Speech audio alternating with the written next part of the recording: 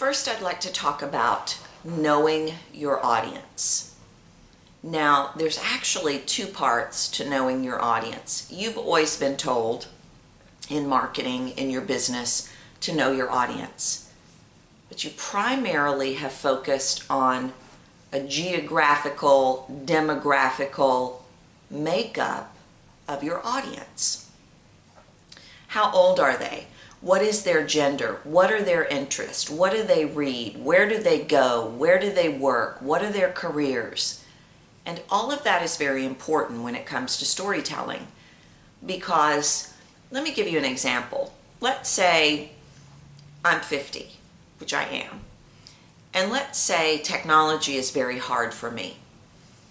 If I am your demographic, it's important for you to know that I grew up in the 70s and 80s when there was no technology. Now, I'm going to know technology differently than someone who's 23 who had a computer when they were 4. I didn't have an email until I was 34 years old.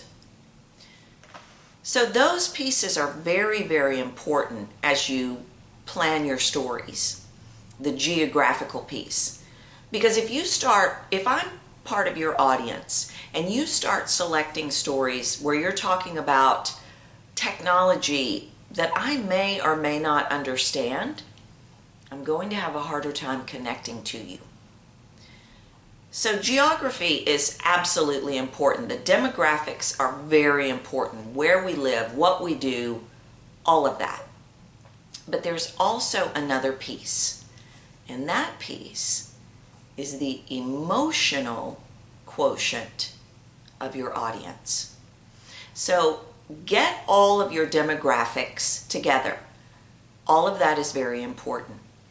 We're going to need to use that when we start selecting stories. But in the next video, I want to talk to you about the emotional quotient of your audience, because that's truly going to be the driving force as you select your stories.